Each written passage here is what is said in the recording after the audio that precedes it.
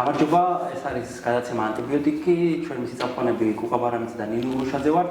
გადაცემა იწერება სამოქალაქო მოძრაობა თავისუფლებისთვის და სტუდია ანტიბიოტიკის ერთობლივი პროექტის ფარგლებში და ტრადიციულად ჩვენი გადაცემის ბოლო ციკლი ეხება ქვეყანაში მიმდინარე პროტესტს, ქვეყნის მასშტაბით, მის რეგიონულ მნიშვნელობას და ზოგად შეფასებებს ამასთან დაკავშირებით. ამ თემაზე სასაუბროთ დღეს ჩვენი სტუმარია ოზურგეთის სახელმწიფო თეატრის მსახიობი დამოუკიდებელი თეატრი ელოას ერთ-ერთი დამფუძნებელი ვახო ჩხარტიშვილი, რომელიც ამ პროტესტის და ამ პროცესის ფარგლებში ერთ-ერთი აქტიური წარმომადგენელია.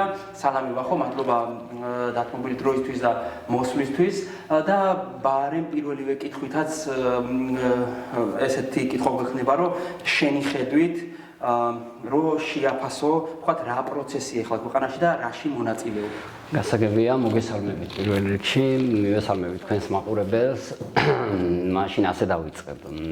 დამეთანხმებით ალბათ, რომ დამოუკიდებელი საქართველოს ისტორიაში, უახლეს ისტორიაში მაინც დღეს ვიმყოფებით ჩვენ ყველაზე მნიშვნელოვან, ყველაზე გადამწყვეტ, ამავე დროს ძალიან რთულ საშიშ, ამას აუცილებლად უნდა გავუსვათ ხაზი, თუმცა ძალიან საინტერესო და მიმზიდველ მომენტში რა და რატომ არის ძალიან საინტერესო და მიმზიდველი, ახლა ვიგეტყვით. სამწუხაროდ ამ არალეგიტიმური მთავრობის ხელში ქვეყანა ვერ შედგა როგორც დემოკრატიული, დამოუკიდებელი და სუვერენული სახელმწიფო. ძალიან სამწუხაროა ეს, თუმცა ამას აქვს ძალიან დიდი პლუსებიც რა და მე ვფიქრობ, რომ ეს ეტაპები ჩვენ გასავლელი გქონდა როგორც ერს. პლუსი ამის ის არის, რომ სამაგიეროდ შედგა სამოქალაქო საზოგადოება. საზოგადოება, რომელიც დარწმუნებული ვარ, რომ ყოველთვის გააკონტროლეს მთავრობას, მის მუშაობას და არასოდეს არაფერს ერთ გადაცდენასაც კი არ აპატიებს მას. ეს ხელისუფლება აუცილებლად წავა, მოვადრო და აუცილებლად წავა. და ვინც არ უნდა მოვიდეს, ანგარიშვალდებული იქნება ხალხის მიმართ ნებისმიერი ხელისუფლება. ვახო, თქვენ სფეროსაც რომ შევეხოთ, ახლა თქვენ თეატრს წარმოადგენთ და ჩვენ დავინახეთ, რომ ამ პროტესტში თეატრი ჩამოყალიბდა ერთ-ერთ რაღაცა მთავარ აქტორად, გამოკვეთილ აქტორად შეიძლება ითქვას. თქვენი აზრით, ანუ ეს რამ განაპირობა? ბუნებრივია, რომ ყოველთვის ნებისმიერ ქვეყანაში და ჩვენთანაც საქართველოში და კიდევ ისტორიაში მომიშვილია, ყოველთვის დარქმა იყო ხელოვან ადამიანებზე.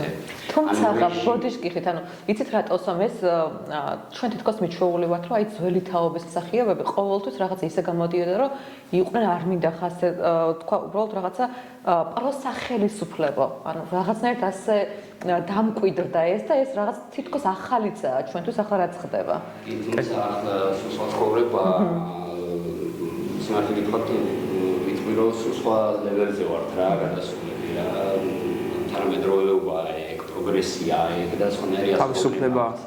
აი მაგალითად გეტყვით მაგალითს 27 წელს სანდრო ახმეტელი დახვდით ეს. მთავარი ჩვენება, რის საფუძველზეც დახვდით სანდრო ახმეტელი, მისი იყო იცი აკაკი ვასაძის.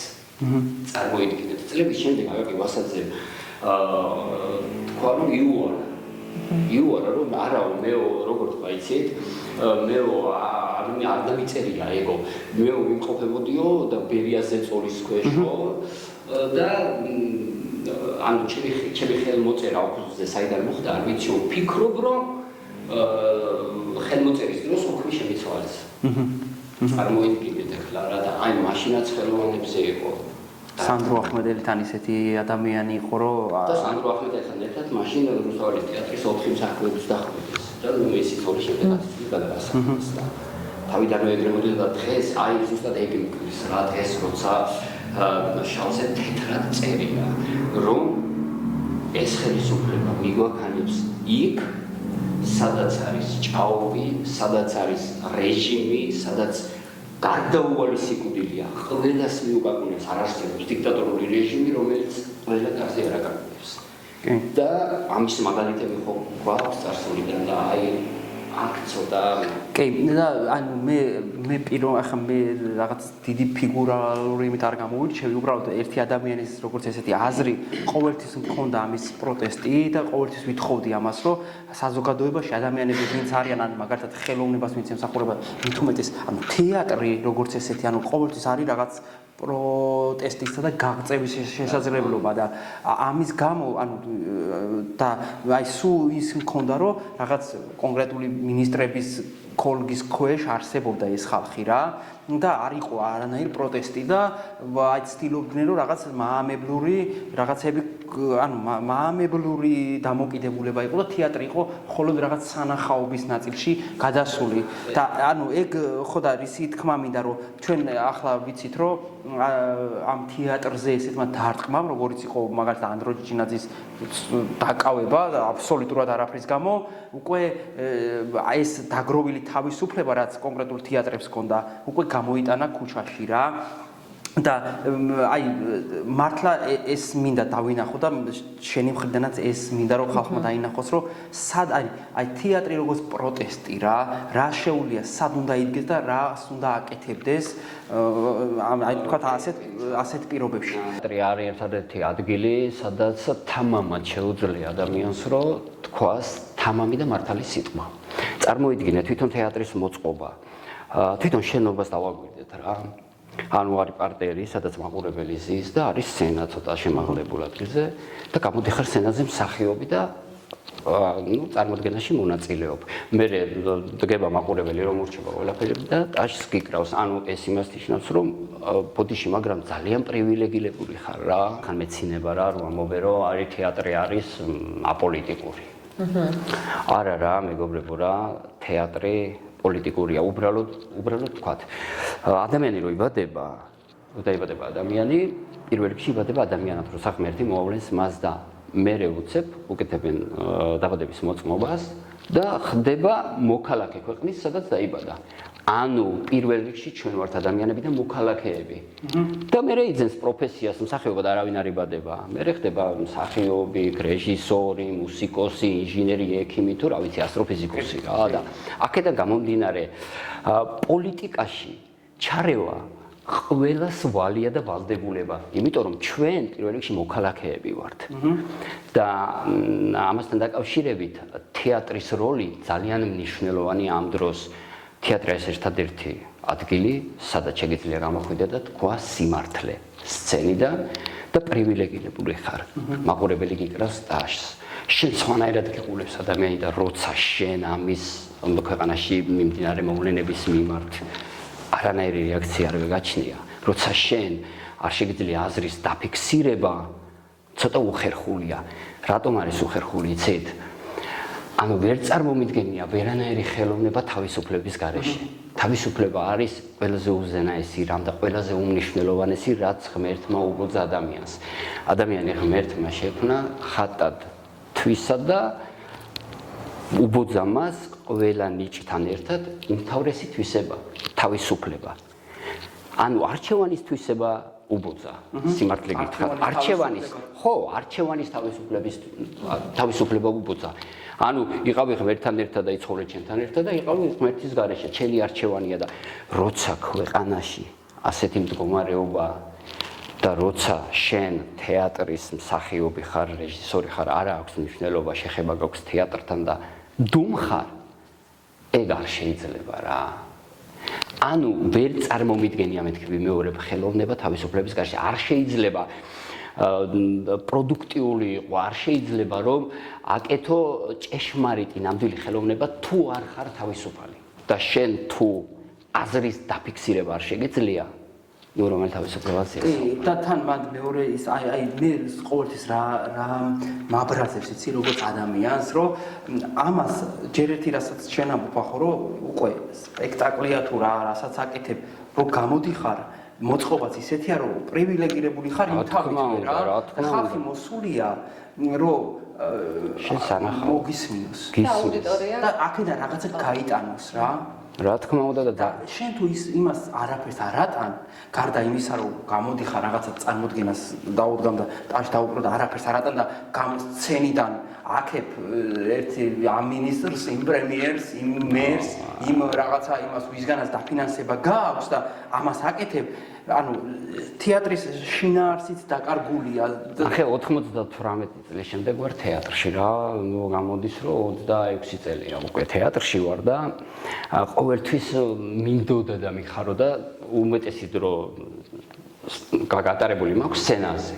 თეატრში ვიდრე სახლში და ყოველთვის მიხარობდა რომ აი თეატრის შენობაში შესვლა და სცენაზე გამოსვლა და ჩემი საქმის გაკეთება მაგრამ დღეს როგორც არასოდეს რა არ მინდა თეატრში შესვლა მინდა რომ გარეთ გავაკეთო ჩემი საქმე რა დღეს თეატრი არ მინდა თუნდაც წარმოდგენა გავაკეთო და გარეთ გავაკეთო დღეს თეატრი უნდა იყოს გარეთ უნდა იყოს იქ სადაც ხალხია უნდა იყოს იქ სადაც ხალხია უნდა იყოს დიახ კი ბატონო ესე იგი ჩვენ უყურებთ ახლა დედაქალაქში მიმდინარე პროცესს და აი ანდრო ჭიჭინაძის თქვა დაკავებამ ეს თეატრი გარეთ გამოიყვანა რა და რაღაცა აკუმულირებული მართლა ნიჭიც, განათლებაც, პროტესტიც, ყველაფერი ქუჩაში გადმოიტანა და ამ ვასოავაშიც ის თეატრის, ახალი თეატრის ის წარმოდგენა, რაც რამდენიმე დღის წინ იყო, სადაც რაღაც ის დაანონსა ფართო მოძრაობა, იყო ძალიან თამბეჭდავი და ამაღელვებელი როგორც მაყურებლისთვის რა და როგორც ამ პროცესის გულშემატკივარ და მონაწილისთვის,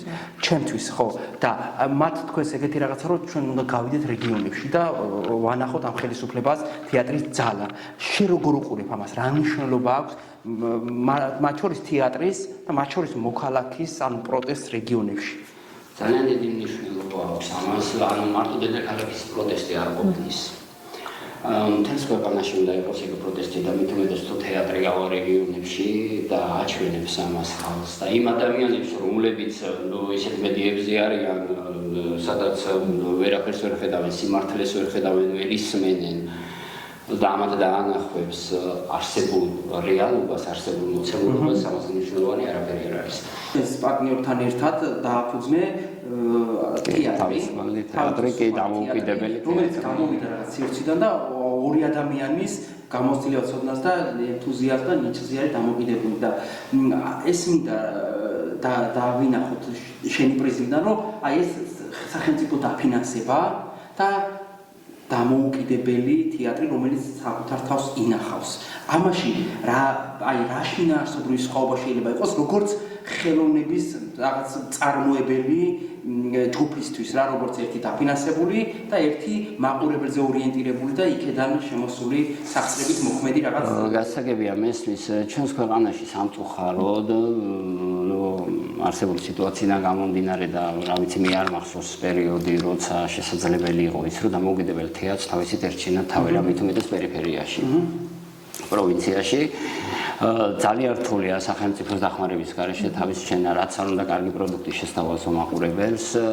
ძალიან რთულია მაგრამ მიუხედავად ამისა შესაძლებელი მაინც არის და მაგიტომაც ჩვენ გადავწყვიტეთ მე და ელენე მაცხნაშვილმა რომ დაგვეფუძნებინა თეატრი და მომგებელი თეატრი ელვა და ჩვენ ქონდა ჩვენი პატარა საქმე რაშიც სამწუხაროდ ხელისუფლებამ ხელი შეგვიშალა რა ვიცი ყველანაირი ბერკეტი გამოიყენა იმისთვის რომ გავიჩერებინეთ და შესაბამისად გავჩერდით ну ახლა არ მინდა არ დავკონკრეტები და ეგ რო დავკონკრეტდე ძალიან შორს წავალთ გავჩერდით შესაბამისად, მაგრამ ალბათ ისედაც გავჩერდებოდით, ახლა დაპაუზებული ვარ და დაპაუზებით აუცილებლად არსებული. დაემთხვა დროში. კი, უბრალოდ დაემთხვა, შემდეგ ეს მოვლენები და მაგიტომაც ისედაც დაპაუზებით.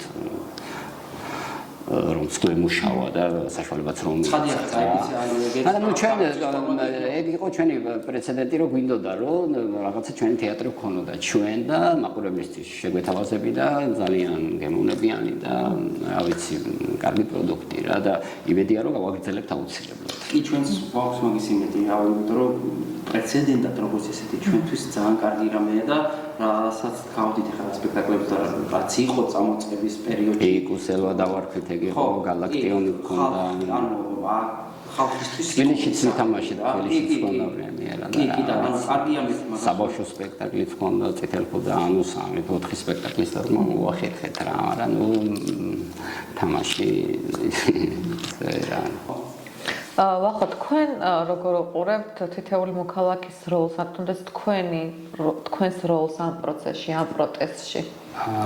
მე უბრალოდ ვერ წარმომიდგენია, რომ ჩემი ბედი თუნდაც სახელმწიფომ გადაწყვიტოს ჩემს გარეშე რა. ანუ თუ ქვეყანაში სადაც მე ვცხოვრობ, საუბარია ჩემს მომავალზე, ჩემს ცხოვრებაზე, მე უნდა გადაწყვიტო, ხო? ჩემი ბედი და აუცილებლად ჩემი მოქალაქეობრივი ვალდებულება რომ დავაფიქსირო ჩემი აზრი ამათ თუ იმ მოვლენებზე რაც ქვეყანაში მიმდინარეობს და ასევე აუცილებელია ყველას მოქალაქეობრივი ვალია, რომ დააფიქსიროს საკუთარი აზრი და მით უმეტეს როცა ახლა ყველა ხვდებით და თვითონაც ხვდებიან კარგად, რომ საითვინის ქვეყანა, მით უმეტეს როცა ხელისუფლებას მტერმოყვარე აქვს არეული, კვერაზეა საუბარი.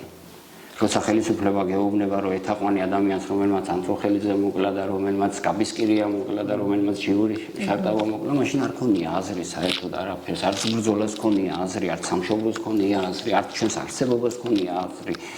ანუ რო დავუკვირდეთ რაღაცა ნიჰილიზმით არის გაჯერებული რა სამყარო რა. და ეგ აუცილებლად უნდა როგორმე და აი ზუსტად ამის იმედი მაქვს, რომ ზუსტად საზოგადოება უკვე ჩამოყალიბდა რა. და ეგ არის ყველაზე მთავარი და ჩვენი პლუსი ეგ არის, რომ საზოგადოება ჩამოყალიბდა უკვე და არ არსებობს ნათელი მომავალი რო არ ქონდეს ამ ქვეყანას რა. არ არსებობს. აუცილებლად ექნება. რავი, მეც მაგის ძალიან მჭირდა რა. ამ საზოგადოების ჩამოყალიბების ნაწილისშიც აი ცხადია, ბევრი რამე გვაქვს წინ, ბევრად უნდა გავიზარდოთ, მაგრამ რაღაც მომენტში არის გარდამტეხი პერიოდი, სადაც პროცესები იმართება ხალხის მიერ. რა თქმა უნდა, ხალხის მიერ და ეგ არის მთავარი ზუსტად ხალხის მიერ, ხალხმა უნდა მართოს ქვეყანა, ხალხმა უნდა მართოს ხელისუფლება, ხალხს უნდა ემსახურებოდეს ხელისუფლება.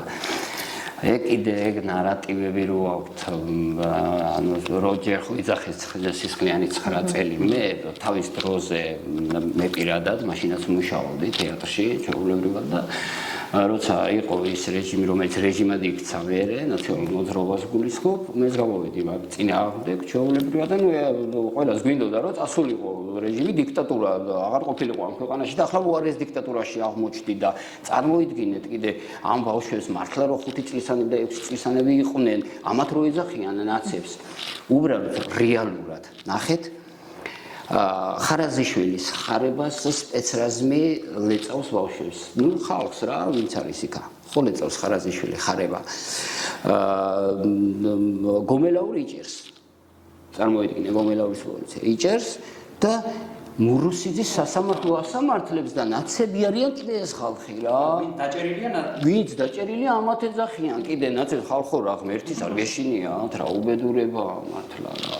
ძალიან ისეთი აი მართლა ისეთი პროცესია რომ აი უკვე ხვდები რომ რაღაც ერთი ქვაბი არის დგას სახელმწიფო კი ქვაბი არის და იმ ქვაბში ყველა ვიღაცა ეს ბიზნესი ამოურევს იმას ვის ჭირდება ამოიღებს დაადებს საკმოსამართლედ ის გაასამართლებს ვითომამას ვისაჭირდება დაალეწინებს ვისაჭირდება კი ეგრეა და ყოველ დაღმართს აღმართი მოსდევს რა არის გამოთქმა ახლა ისე ცუდად არის საქმე რომ კარგი არ მოხდეს რამე არ შეიძლება შეუძლებელია რომ რაღაცა კარგისკენ არ შეიძლება კი აუცილებლად შეიძლება გონი შეგვიძლია დავასრულოთ ხო როგორც გინდათ საკმაოდ ისეთი ოპტიმისტური და სასრული ძალიან დიდი მადლობა საინტერესო საუბრისთვის აი ხარით კარგად ვბრძანდებოდეთ, მადლობა მაყურებელს, რომ ვიყურებთ და გვისმენთ.